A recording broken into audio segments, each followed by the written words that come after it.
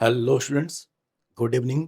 हम लोग कर रहे थे बेसिक कॉन्सेप्ट ऑफ केमिस्ट्री और लास्ट लेक्चर में हमने बात की थी एम्पिरिकल फार्मूला, मॉलिक्यूलर फार्मूला और उस पे क्वेश्चन किए थे percentage of element in A compound कैसे निकालते हैं।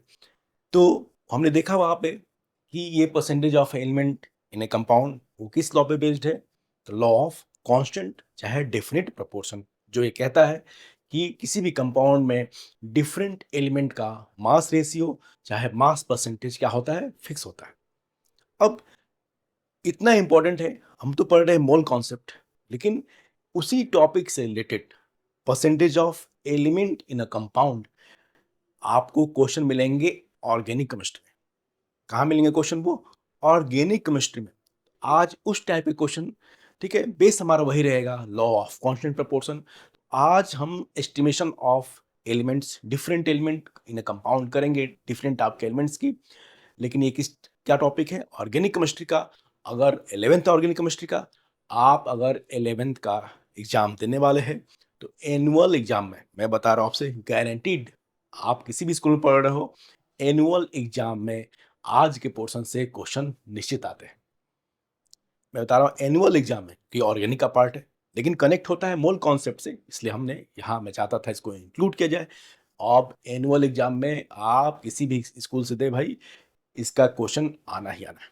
ठीक है, अब बड़ा आसान है, चूंकि रिसेंट पढ़ा है तो कनेक्शन आसान रहेगा। चलिए शुरू करते हैं।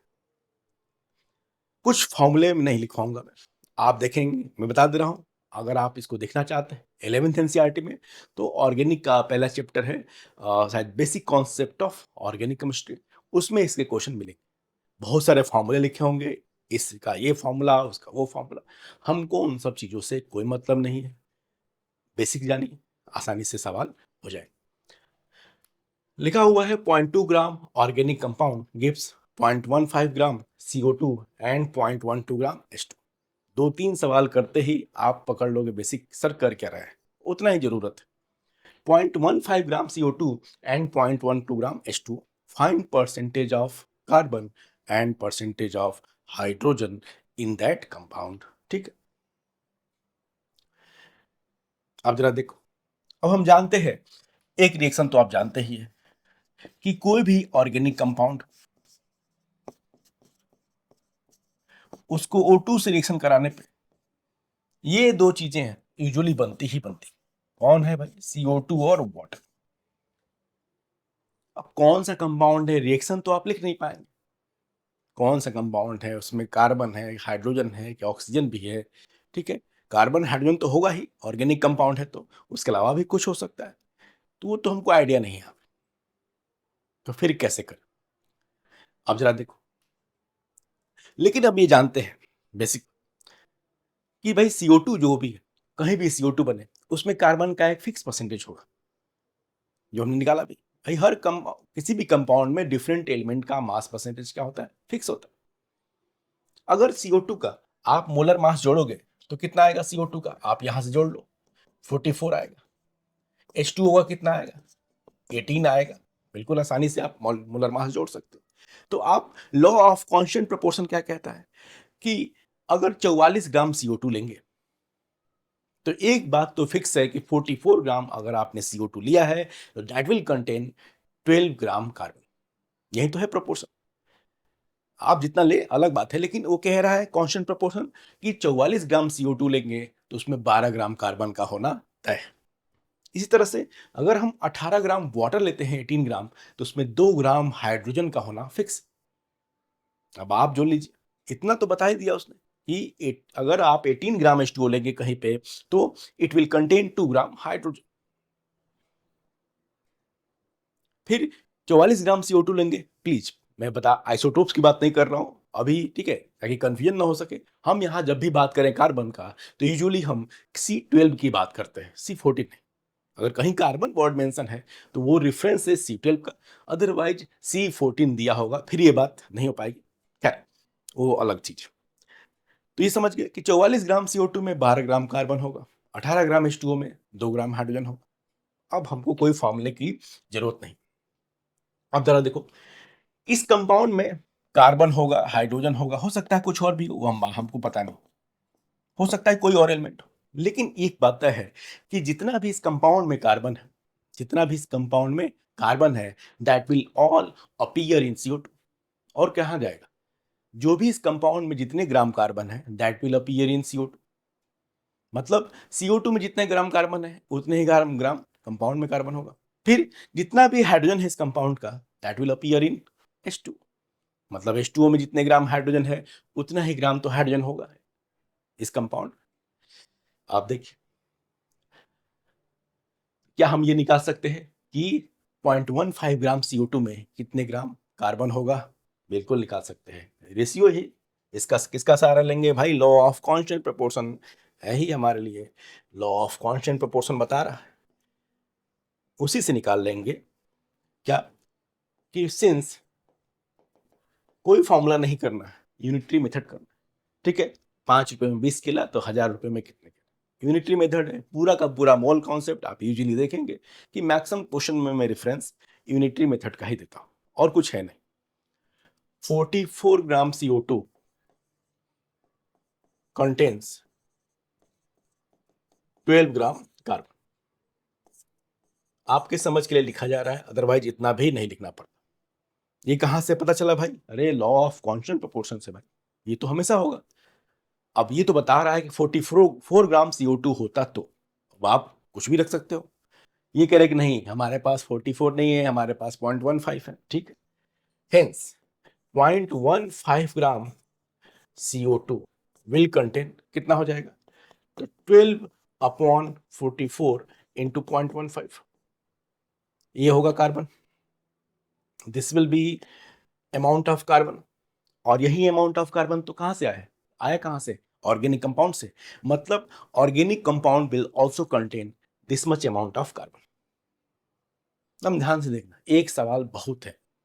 ये कार्बन का परसेंटेज, हाइड्रोजन का परसेंटेज, ब्रोमीन, क्लोरीन, सल्फर बहुत करेंगे, नाइट्रोजन, लेकिन बेस हमारा यही रहेगा। तो आप जरा देखो परसेंटेज ऑफ कार्बन क्या होगा। कार्बन का परसेंटेज क्या करोगे? बेसिक बात भाई, कार्बन का मास अपॉन कंपाउंड का मास इंटू 100। और क्या होगा? कार्बन का मास अपॉन कंपाउंड का मास इंटू 100। तो कार्बन का मास आ चुका है 12/44 इंटू 0.15। ये है कार्बन का मास। कंपाउंड का मास है 0.2 इंटू 100। कोई फॉर्मूला उमला जरूरत नहीं। चलिए, पहला सवाल है, मैं कर दे रहा हूं, ध्यान देना। कोई फॉर्मूला नहीं है भाई, मैं कह रहा हूं, मैं बोल रहा हूं बस लॉ ऑफ कांस्टेंट प्रोपोर्शन पे बेस्ड क्वेश्चन करा रहा हूं, और कुछ नहीं। ऑर्गेनिक है इनऑर्गेनिक है उससे कोई मतलब नहीं।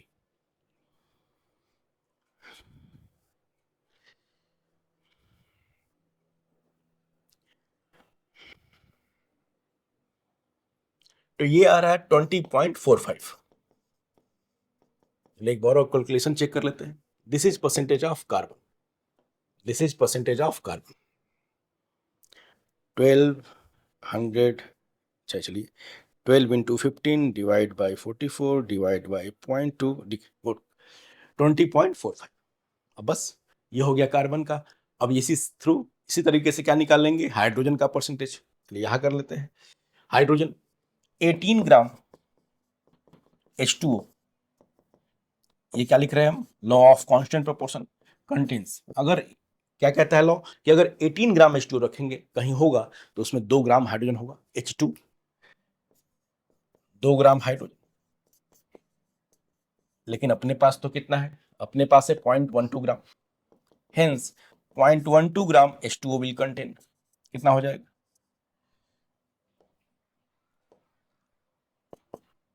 2/18 इंटू 0.12, इतने ग्राम हाइड्रोजन। तो ये हाइड्रोजन आए कहां से? कंपाउंड से, उस ऑर्गेनिक कंपाउंड से तो आया है।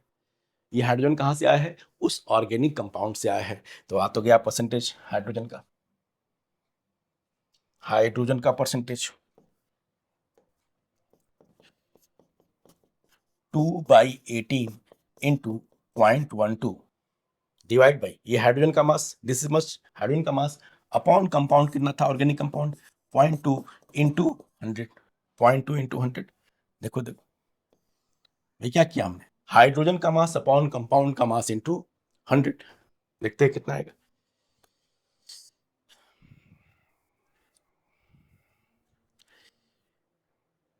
120/18 6.67, ये आ रहा है 6.67%। अब याद रखिए, पूरा कंपाउंड सारे एलिमेंट का परसेंटेज मिला के तो 100 तो होना चाहिए। इसका मतलब क्या है, ये क्या हाइड्रोजन और कार्बन जोड़ के 100 हुआ? नहीं हुआ। तो बाकी क्या है? ऑक्सीजन। ऑक्सीजन का परसेंटेज निकालने का कोई मेथड नहीं है। हम क्या करते हैं, बाकी एलिमेंट्स जितने भी हैं उनका परसेंटेज निकालेंगे। अगर 100 में कुछ कम पड़ता है, अगर नेट 100 में कुछ कम पड़ता है, तो दैट विल बी ऑक्सीजन। याद रखना, दैट विल बी ऑक्सीजन। तो परसेंटेज ऑफ ऑक्सीजन क्या होगा? 100 माइनस कार्बन का परसेंटेज प्लस हाइड्रोजन का परसेंटेज, इनका लेना यहां से। ऑक्सीजन का कोई मेथड नहीं है, आप बाकी एलिमेंट्स आज करेंगे, निकालेंगे, उनको निकाल लें। अगर 100 में कुछ बचता है तो दैट विल बी ऑक्सीजन। मतलब इस कंपाउंड में कार्बन था, हाइड्रोजन था और ऑक्सीजन भी था, और ऑक्सीजन भी था।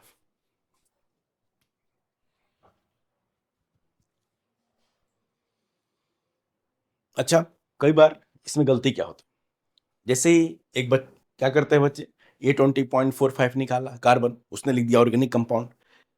तो ऑर्गेनिक कंपाउंड के नाम पे यूजुअली दिमाग में क्या रहता है? बहुत बेसिक गलती, कार्बन और हाइड्रोजन।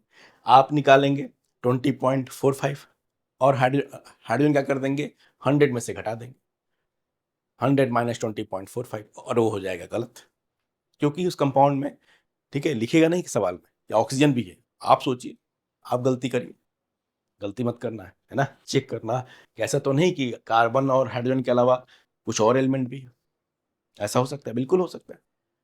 ठीक है, हो सकता है कोई और एलिमेंट ना हो, या हो सकता हो। हम जैसे अलग अलग निकालेंगे सबका, ठीक है, तो कुछ क्लियर हो जाएगा। हाइड्रोजन का अलग निकाला, कार्बन का अलग निकाला, क्लियर हो गया कि नहीं ऑक्सीजन भी था उसमें। केवल इनसे काम नहीं चला। यही गलती नहीं करना है कि तुरंत कार्बन निकालने और आपने हाइड्रोजन के लिए 100 में से इसको घटा दिया, तुरंत गलत हो जाएगा, तुरंत। और ये जो मैं बोल रहा हूँ, बहुत लोग ये करते हैं। जो लोग लेक्चर देखेंगे वो पता चलेगा कि ऐसा वो कई लोग कर चुके हैं। तो कि जो भी यहाँ बोला जा रहा है वो क्लास में हो चुका है, वो चीजें यहाँ पे देखी है, तो आइडिया है। बेसिक गलतियां ज्यादा होती हैं। अब देखो फिर से, अब इस क्वेश्चन को कर लोगे।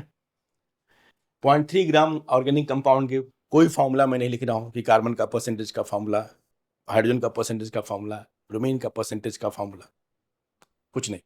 करिए, चुपचाप करिए। Basic 0.3 gram organic compound give 0.2 gram CO2 and 0.1 gram H2O। Find percentage of carbon and hydrogen. निकाली, find percentage of carbon and hydrogen.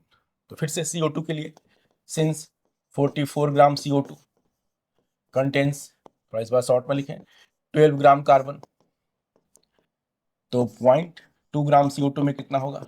12/44 into 0.2। ये हो गया कार्बन का मास। ये क्या हो गया? कार्बन का मास।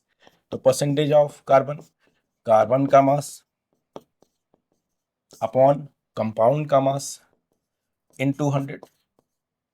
भाई कार्बन का मास अपॉन कंपाउंड का मास इंटू 100, पॉइंट यहां से आ गया। इसी तरह से H2O का फिर से लिखेंगे, 18 ग्राम H2O। तो आप समझना कि बेस हमारा वही है, लॉ ऑफ कांस्टेंट प्रोपोर्शन। पूरा चीज ये उसी के भरोसे किया जा रहा है ना? आप बेसिक बात समझ ले, फिर फॉर्मूले की जरूरत नहीं। 18 ग्राम H2O contains 2 gram hydrogen, hence कितने ग्राम है? 0.1 ग्राम H2O contains 2/18 इंटू 0.1, इतने ग्राम हाइड्रोजन। तो परसेंटेज ऑफ हाइड्रोजन क्या होगा? 2/18 इंटू 0.1, ये हो गया हाइड्रोजन का मास अपॉन कंपाउंड का mass into 100। This will be percentage of hydrogen, this will be percentage of carbon. आप कर लेना। अगर नेट 100 में से कुछ बचता है इन दोनों को जोड़ के भी 100 नहीं हो पा रहा है परसेंटेज, तो बाकी क्या है, oxygen.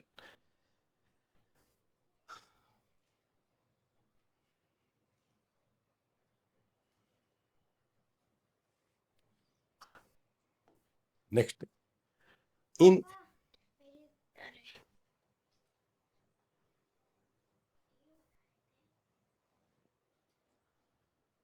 In an estimation by Carius method, 1.6 gram organic compound gave 1.88 gram AgBr. Find percentage of bromine in that compound. तो कार्बन और हाइड्रोजन ही क्यों, बहुत सारे और एलिमेंट देख लेते हैं, लेकिन मैंने कहा अगर उन दोनों क्वेश्चन को आपने ढंग से देख लिया है तो ये एलिमेंट बदलता रहूंगा, हमारा जो बेसिक प्रोसेस है वो नहीं बदलेगा।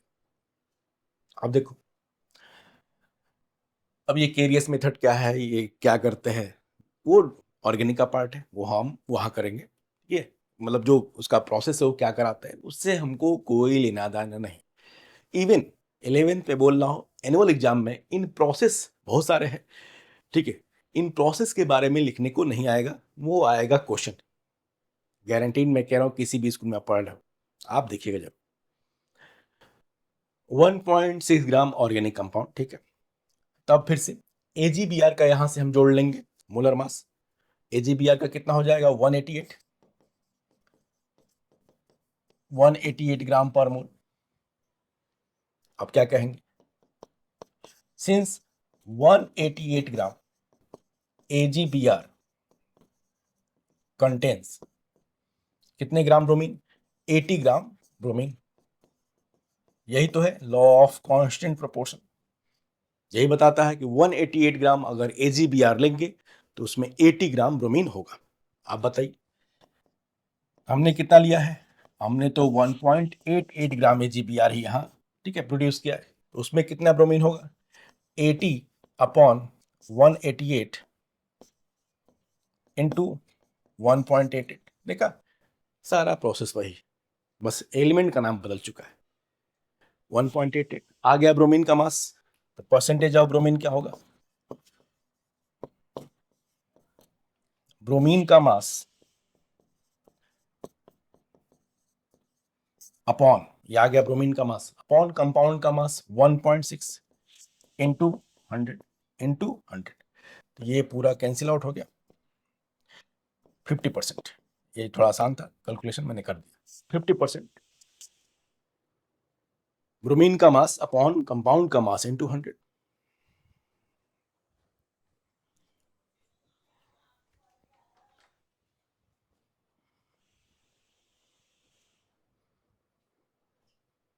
चलिए कुछ और एलिमेंट्स के परसेंटेज देखते हैं, लेकिन मैं जानता हूं इस 2-3 सवाल में आप बेसिक बात, यही मेन है कि आप बेसिक चीज समझ जाए। क्वेश्चन तो बदलते रहेंगे, क्वेश्चन क्या है, फिर वही घूम फिर के वही करना है, अब कुछ खास वेरिएशन नहीं है। देखो जरा, 0.471 gram organic compound gave 1.44 gram BaSO4 barium sulphate, ठीक है। फाइन वो कैसे करते हैं, कैसे उस कंपाउंड को, मतलब कंपाउंड में, ऑर्गेनिक कंपाउंड में सल्फर होगा, उस सल्फर को हमने किसी तरह से करा के, ठीक है, बेरियम सल्फेट में कन्वर्ट कर दिया होगा। आगे हम देखेंगे वो प्रोसेस का नाम केरियस मेथड है, ट्यूब है, केरियस ट्यूब में कराते हैं, दैट इज डिफरेंट थिंग, उससे कोई लेना देना मूल कॉन्सेप्ट को तो नहीं। 0.471 gram organic compound gave 1.44 gram BaSO4, find percentage of sulphur. तो BaSO4 ये अगर यहां से जोड़ेंगे तो इसका मोलर मास आएगा 233, ऐड कर लेना 233। तो हम क्या कहेंगे, सिंस 233 ग्राम बेरियम सल्फेट कंटेन्स, कितने ग्राम सल्फर है, एक सल्फर 32 ग्राम, 32 ग्राम सल्फर, हेंस कितना है अपने पास, 1.44 ग्राम बेरियम सल्फेट में कितना सल्फर होगा, 32 अपॉन 233 इंटू 1.44, आ गया सल्फर का मास। अब परसेंटेज ऑफ सल्फर, तो सल्फर का मास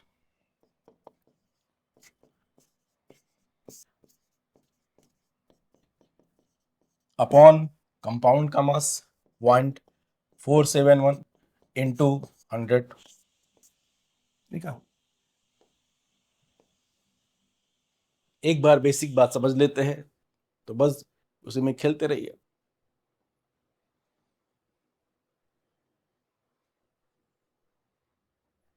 तो फिर एग्जाम आएगा एनुअल का और फिर रटेंगे परसेंटेज ऑफ सल्फर, तो 32/233 इंटू सल्फर का मास अपॉन कंपाउंड का मास इंटू 100, तो परसेंटेज ऑफ क्लोरीन, तो ये तो आप परेशान हो जाएंगे। बेसिक समझ, लॉ ऑफ कांस्टेंट प्रोपोर्शन। चलिए इस बार फास्फोरस का percentage 1.45 gram of organic compound give 2.509 gram Mg2P2O7।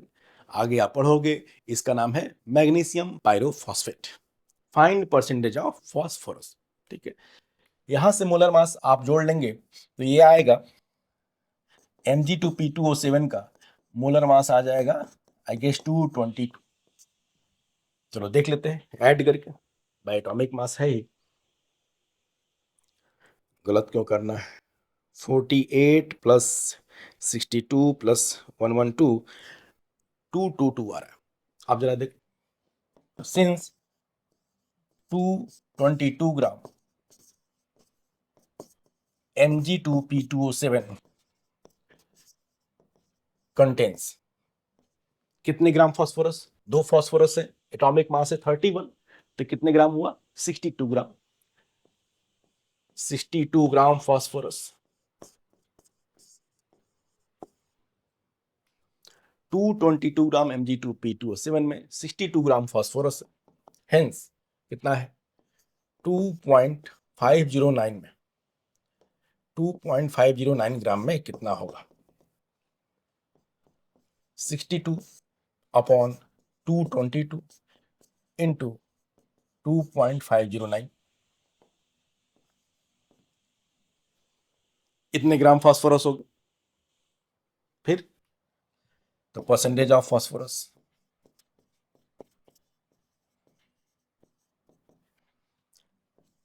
62 upon 222 into 2.509, ये हो गया फास्फोरस का मास। अपॉन कंपाउंड का मास कितना है, कंपाउंड 1.5 ग्राम इंटू 100, बदलते रहिए एलिमेंट, ठीक है, हमारा अप्रोच वही रहेगा।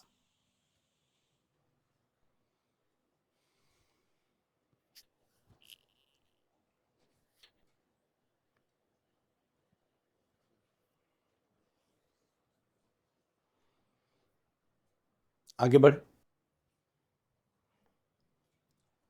इस बार किसका है भाई, ओ आयोडीन का परसेंटेज। भाई ब्रोमीन किया है तो आयोडीन क्लोरीन को भी देख लेते हैं। 0.4 ग्राम कंपाउंड, ओ ठीक है, मेथड पे नाम पे ध्यान मत दो, कोई फायदा नहीं। 0.4 gram compound in Carius estimation give 0.235 gram AgI। Find percentage of iodine.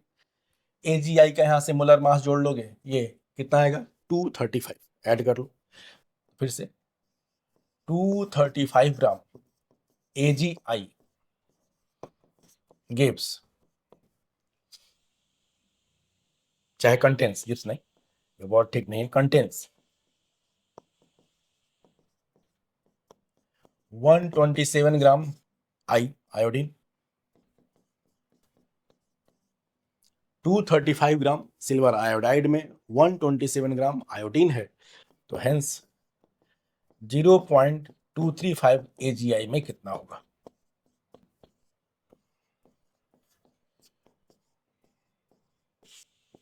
इतना ही तो होगा। अब परसेंटेज आयोडीन का मास अपॉन कंपाउंड का मास इनटू 100,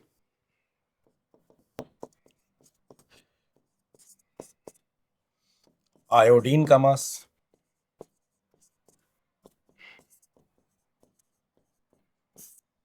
अपॉन कंपाउंड का मास इनटू 100, बड़ी आसानी से ये आप कैलकुलेट कर लो। क्या बात है, तो आपको सारे क्वेश्चन में सेम फीलिंग आ रही है और ये इंपॉर्टेंट है, ठीक है। जब आपको लगने लगे कि वही बात रिपीट कर रहे हैं मतलब आप समझ गए हो। मतलब आप ये क्वेश्चन इस टाइप के आराम से कर लो। तो आज जो मैं ये करा रहा हूं वो मेंस के ही क्वेश्चन, किसके क्वेश्चन है, जेई मेंस के ही सारे सवाल है। बाकी आप एनसीईआरटी है और भी बुक से कर सकते हो।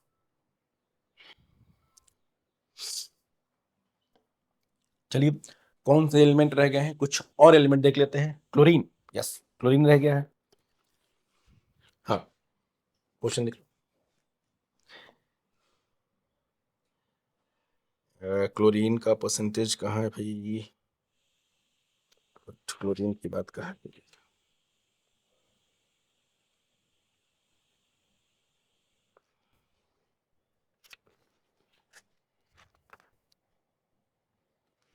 ब्रोमीन हमने कर लिया है, कुछ खास नहीं, कुछ खास नहीं, बस क्लोरीन चाहता हूं कि उस बेचारे का भी नाम आए।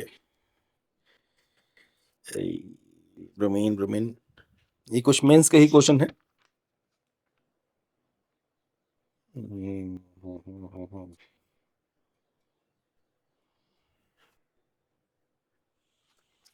चलो देखते हैं, 1 second.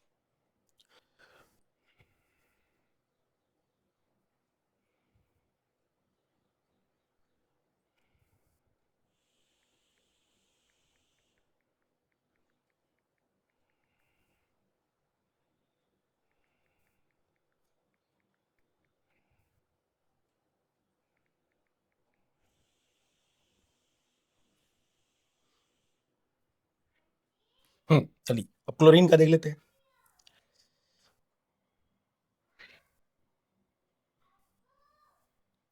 0.099 gram, 0.099 gram of organic compound.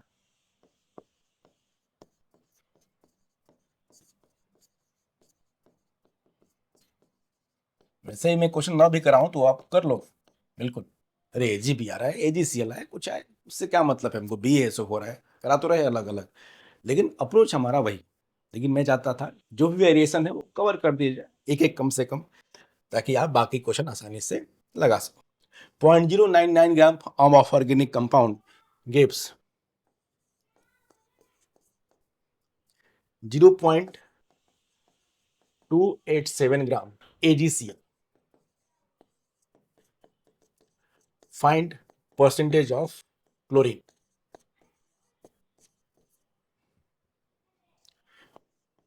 Ag का 108, क्लोरीन का 35.5 होता है एटॉमिक मास। मैं फिर से कह दूं, हम वो सब बातें नहीं कर रहे हैं इसको, इस टॉपिक में खासकर, कि भाई कैसे कन्वर्ट कर रहे हैं, ऑर्गेनिक कंपाउंड में क्लोरीन था उसको किस मेथड के थ्रू हम AgCl बना रहे हैं, that is different part, organic का पार्ट है वो। हम उस जो न्यूमेरिकल पार्ट है, बस आज हम मूल कॉन्सेप्ट में उसको डील कर रहे हैं। और ये उस प्रोसेस के डिस्क्रिप्शन से कहीं ज्यादा इंपॉर्टेंट है सब क्वेश्चन, मेंस के हैं, बोर्ड में भी आएंगे, मतलब एनुअल में, 11th एनुअल में भी गारंटीड आने वाले हैं। ठीक है, यहां से AgCl का आप जोड़ लो, कितना आएगा, 143.5 मोलर मास, ऐड कर लो 143.5, क्या लिखेंगे, सिंस 143.5 ग्राम AgCl कंटेन्स कितना, 35.5 ग्राम क्लोरीन, 35.5 ग्राम क्लोरीन, हेंस कितना है भाई, 0.287 ग्राम AgCl will contain 35.5 divided by 143.5, 287.287। अब क्या करना है, परसेंटेज ऑफ क्लोरीन, क्लोरीन का मास आ चुका है, क्लोरीन का मास अपॉन कंपाउंड का मास। ठीक है भाई, AgCl में जो भी क्लोरीन आया हो कहां से आया, ऑर्गेनिक कंपाउंड से ही। ऑर्गेनिक कंपाउंड में क्लोरीन था, उसी का कुछ तिकड़म करा के आप AgCl बना लेते हो वो प्रोसेस में। तो ऑब्वियस है जितने ग्राम क्लोरीन कंपाउंड में था उतने ही ग्राम क्लोरीन AgCl में रहा हो, जो कि ये है। तो क्या होगा, क्लोरीन का मास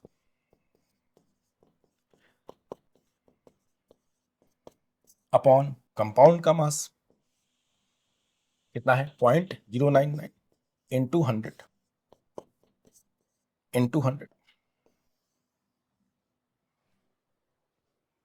यहां से हम क्लोरीन का परसेंटेज निकाल लेंगे, यहां से क्लोरीन का परसेंटेज आ जाएगा।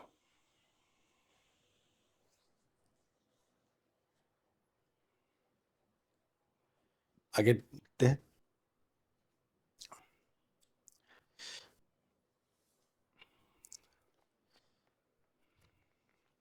अब थोड़ा सा डिफरेंट है नाइट्रोजन का एस्टिमेशन, लेकिन कोई बात नहीं, आ जाएगा वो भी, उसको भी देख लेते हैं। मैं बता दूं, आगे चल के हम नाइट्रोजन के एस्टिमेशन के दो मेथड पढ़ेंगे, ड्यूमास और जेल्डाल। कौन कौन से मेथड? ड्यूमास और जेल्डाल मेथड।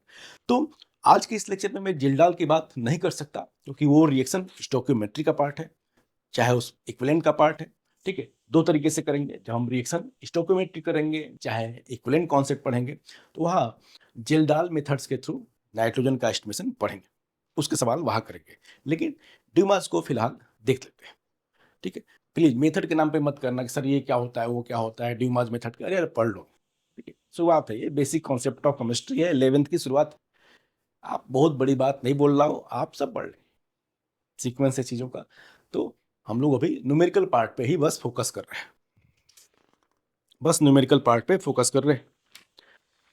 लेकिन क्वेश्चन ये सब आए हुए भाई मेंस के ड्यूमास मेथड।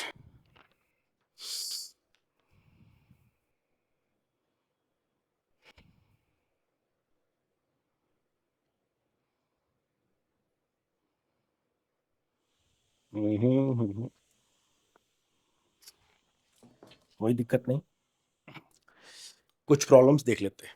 मैंने बताया नाइट्रोजन के याद रखना दो मेथड है, इन पे बस आज मैं इस चैप्टर में, इस टॉपिक में, इस लेक्चर में बस एक मेथड के ही क्वेश्चन करा रहा हूं, क्योंकि थोड़ा अगला मेथड के क्वेश्चन करने के लिए कुछ और भी पढ़ना पड़ेगा। ठीक, तो वो वहां पे हम कर लेंगे, छोड़ेंगे नहीं कुछ भी।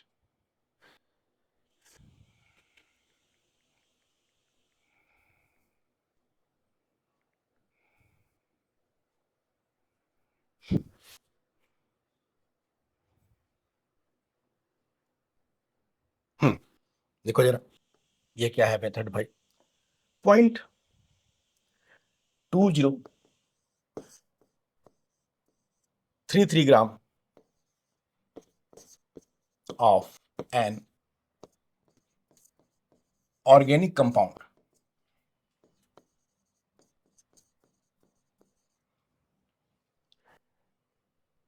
इन Dumas method.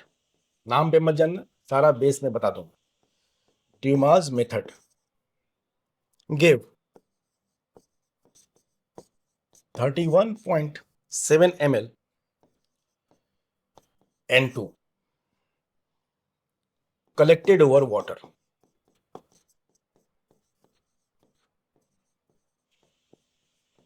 water at 14 degrees Celsius and 758 mmHg pressure.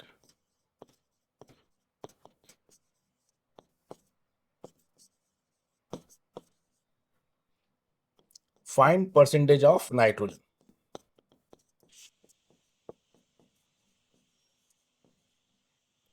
Find percentage of nitrogen in that compound. अब यहां पे एक टर्म दिया हुआ है, aqueous tension. Aqueous tension eight 18 degree Celsius, oh sorry 14 degree Celsius is equal to 14 mmHg। अब देखो Dumas method को, अब देखिए, तो ड्यूमास का बेसिक क्या क्या करते हैं वो अलग बात है, लेकिन बेस क्या है, अगर क्वेश्चन ही करना है हमको, उसमें क्या करते हैं, N2 को, ऑर्गेनिक कंपाउंड में नाइट्रोजन होगा, ठीक है, उसको कोई मेथड करा के हम N2 कलेक्ट कर लेते हैं, N2 में कन्वर्ट कर देते हैं, एंड दैट N2 इंपॉर्टेंट क्या है, उस जो नाइट्रोजन लिबरेट हो रहा है, जो नाइट्रोजन गैस लिबरेट हो रही है, उसको हम कलेक्ट करते हैं, ठीक है, वाटर के ऊपर। ये है वाटर, और यहां हम कलेक्ट करते हैं क्या, नाइट्रोजन गैस, वाटर के ऊपर कलेक्ट करते हैं। मतलब इससे क्या होगा कि वेपर में, ठीक है समझो, वेपर में क्या होगा, H2O भी होगा और साथ साथ में वेपर में क्या होगा, N2 भी होगा। चूंकि आप H2O के ऊपर कलेक्ट कर रहे हैं यहाँ पे, इसलिए मॉइस्ट N2 है। ये N2 किस फॉर्म में है, मॉइस्ट गैस के फॉर्म में। तो यहाँ पे जो ऊपर वेपर का मिक्सचर होगा, that vapour mixture will contain water as well as N2, dry N2 नहीं, N2 प्लस वाटर वेपर दोनों का मिक्सचर। अब देखिए, तो इसको बोलते हैं क्या, मॉइस्ट N2। तो हमको पहले निकालना होगा ड्राई N2 का प्रेशर। देखो, तो डॉल्टन्स लॉ के हिसाब से क्या होगा, टोटल प्रेशर, टोटल प्रेशर क्या होगा, प्रेशर ऑफ N2, चलो मैं लिख दे रहा हूं, pressure of dry N2 plus pressure of water, ये तो होगा भाई। मिक्सचर में क्या होता है डॉल्टन्स लॉ के हिसाब से कि अगर गैसेस मिक्सचर है तो टोटल प्रेशर क्या होगा, इंडिविजुअल गैस के पार्शियल प्रेशर का सम होगा। तो यहां जो ये 758 दिया है, ये केवल N2 का प्रेशर नहीं है, ये N2 प्लस वाटर का मिला के प्रेशर है। वाटर का वेपर प्रेशर उसमें ऐड है, और वाटर के वेपर प्रेशर को ही एक्वस टेंशन भी बोलते हैं। क्या बोलते हैं, वाटर के वेपर प्रेशर को ही एक्वस टेंशन भी बोलते हैं। और ये वेपर प्रेशर, ठीक है, टेम्परेचर पे वेरी करता है, टेम्परेचर के हिसाब से। आगे हम पढ़ेंगे 12th का क्लासेस क्लेपरॉन इक्वेशन किस तरह से वेरी करता है। हर लिक्विड का वेपर प्रेशर प्योर लिक्विड का अलग अलग टेम्परेचर पे अलग अलग होता है। तो इसने डेटा दे रखा है कि इस टेम्परेचर पे वाटर का वेपर प्रेशर 14 है, that is also called vapour pressure of water is also called aqueous tension. अब हमको N2 का एस्टिमेशन करना है, वाटर के वेपर प्रेशर का हम कुछ नहीं कर सकते, उसकी जरूरत हमको नहीं है। देखिए, तो ये हो गया टोटल प्रेशर 758, दैट इज हमको N2 का चाहिए, ड्राई N2 का pressure, pressure of N2 plus pressure of water.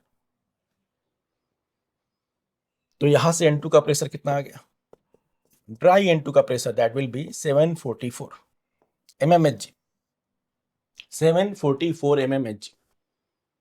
अब अगर ऑर्गेनिक कंपाउंड में नाइट्रोजन का एस्टिमेशन आपको करना है तो क्या चाहिए हमको, फॉर्मूला नाइट्रोजन का मास, परसेंटेज ऑफ नाइट्रोजन क्या होगा, नाइट्रोजन का मास अपॉन कंपाउंड का मास, वो तो दिया ही है, इनटू 100। तो मेन है अभी क्या निकालना, नाइट्रोजन का मास। थोड़ा बाकी चीजों से, बाकी एलिमेंट से ये अलग है थोड़ा। यहाँ पे हम यूज करेंगे gas equation PV is equal to nRT, आप जानते हैं, ठीक है। अगर आपने छोटी क्लास में नहीं पढ़ा तो आगे हम पढ़ेंगे भी इसको गैस स्टेट में, कि गैस का प्रेशर, वॉल्यूम और मोल में क्या रिलेशन है आइडियल गैस के लिए। तो आइडियल गैस के लिए है equation PV is equal to nRT, ठीक है। फिर प्रेशर की यूनिट है 1 एटीएम, एटीएम क्या होता है, 1 एटमॉस्फेरिक इक्वल टू होता है 760 mmHg। P है प्रेशर, यहाँ V है वॉल्यूम, इन लीटर लेंगे, N है नंबर ऑफ मोल्स, R है गैस कांस्टेंट। गैस कांस्टेंट की वैल्यू बहुत होती है, लेकिन यहाँ पे पॉइंट यूनिवर्सल गैस कांस्टेंट बोलते हैं, जिनको नहीं पता हो उनके लिए बता रहे हैं, litre ATM upon mole into kelvin. T है टेम्परेचर, केल्विन में, केल्विन। ये है गैस इक्वेशन, किसका है, आइडियल गैस इक्वेशन, मतलब गैस के मोल, ठीक है, उसके अमाउंट में चाहे प्रेशर वॉल्यूम में क्या रिलेशन है। अब देखो यहां से N2 का प्रेशर एटीएम में कितना होगा, 744 डिवाइड बाई 760, वॉल्यूम कितना है 31.7 नहीं लेंगे litre, 31.7 divide by 1000, number of moles, moles क्या होता है given mass by molar mass, number of mole क्या होता है given mass by molar mass. Given mass कितना मान लेते हैं, चलो x, वही तो निकालना है भाई। ये क्यों किया जा रहा है, N2 का मास निकालने के लिए। पहले हमने N2 का प्रेशर निकाला, ड्राई N2 का, क्योंकि जो टोटल प्रेशर था उसमें N2 भी था और वाटर वेपर था, तो टोटल में से हमने वाटर का वेपर प्रेशर हटा दिया, ठीक है, और तो N2 का प्रेशर आ गया, ड्राई N2 का। अब उसके थ्रू हम N2 का अमाउंट निकाल रहे हैं, कौन सा रिलेशन यूज कर रहे हैं, PV इजकल टू nRT, ठीक है। तो ये हो गया प्रेशर एटीएम में, वॉल्यूम लीटर में, n नंबर ऑफ मोल क्या होगा, गिवन मास जो कि x माना हमने, अपॉन n2 का मोलर मास 28, r की वैल्यू 0.0821, r की वैल्यू 0.0821, टेम्परेचर 14 डिग्री सेल्सियस मतलब 277 केल्विन, 287 केल्विन, ऐड कर दो 273 पर प्लस 14, यहां से अमाउंट निकालें, यहां से अमाउंट हम निकालेंगे n2 का। इसको ध्यान देना, इस मेथड को थोड़ा बाकी सब चीजों से अलग है थोड़ा सा। तो ये हो गया 744 divide by 760 into 31.7,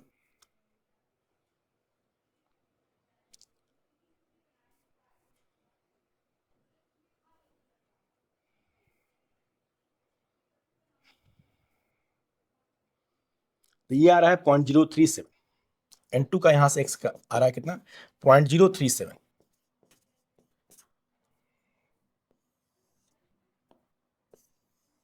this is amount of n2, this is amount of n2।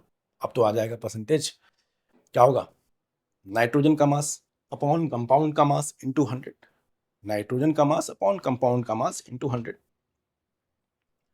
तो ड्यूमास मेथड थोड़ा सा बेसिक जानिएगा, इसमें नाइट्रोजन गैस को वाटर के ऊपर कलेक्ट कराते हैं, कंपाउंड में जो नाइट्रोजन है उसको कुछ रिएक्शन करा के N2 के फॉर्म में कन्वर्ट कर लेते हैं, and that N2 is collected over water. तो परसेंटेज ऑफ नाइट्रोजन आ गई, नाइट्रोजन का मास 0.037 अपॉन कंपाउंड का मास इंटू 100, यहां से हम निकाल लेंगे आसानी से, यहां से नाइट्रोजन का परसेंटेज आ जाएगा।